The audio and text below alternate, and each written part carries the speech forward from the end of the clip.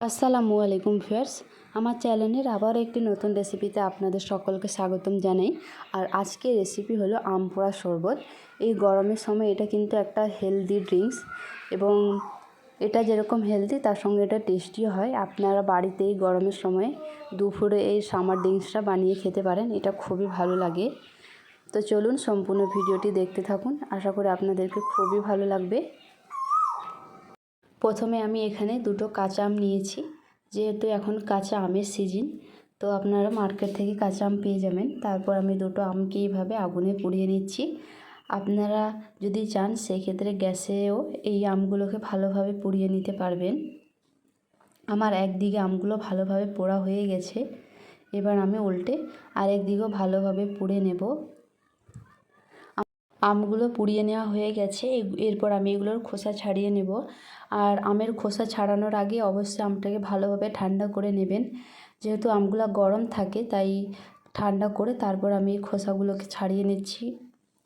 আর আমটা কিন্তু একটু বেশি সময় ধরে পুড়িয়ে নিতে হবে, তাহলে কিন্তু এই আমের পালসগুলো খুব ভালোভাবে বের হয়ে যাবে।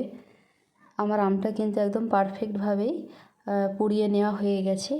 এবার আমি দুটো আমের খোসা ছাড়িয়ে আমটাকে একটি পাত্রে নিয়ে নিচ্ছি। এরপর আমি এখানে দিচ্ছি ঠান্ডা জল। আপনারা এখানে অবশ্যই ঠান্ডা জল দেবেন। এরপর আমি আমের পালসগুলোকে এইভাবে চেপে চেপে বের করে নিচ্ছি। একটু সময় ধরে আমের পালসগুলোকে এইভাবে চেপে চেপে বের করে নিতে হবে এবং আমের যে বীজটা ছিল সেটাকে আমি এইভাবে ফেলে দিচ্ছি এবং সমস্ত পালস বের করে নেওয়া হয়ে গেছে। এরপর আমি এখানে দিচ্ছি 3টে শুকনো লঙ্কা। আর শুকনো লঙ্কাকে আমি আগে থেকে পুড়িয়ে নিয়েছি।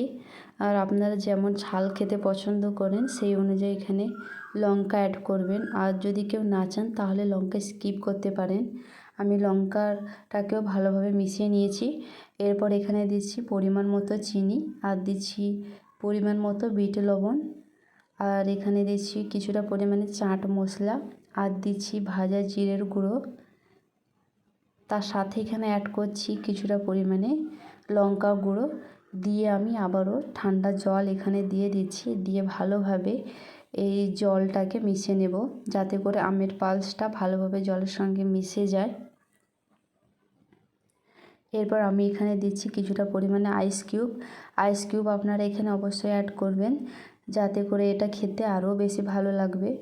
এই গরমের সময় এই সামার ড্রিঙ্কস কিন্তু অনেক ভালো লাগে। আপনারা একবার হলেও বাড়িতে ট্রাই করে দেখবেন এবং কেমন হয়েছে আমাকে কমেন্টে জানাবেন।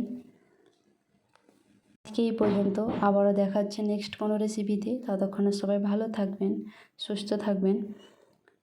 আর আমার ভিডিওগুলো যদি আপনাদেরকে ভালো লেগে থাকে তাহলে লাইক, কমেন্ট এবং সাবস্ক্রাইব করে আমার পাশে থাকবেন এবং আমার ভিডিওগুলো বেশি বেশি করে শেয়ার করবেন। আল্লাহ হাফেজ।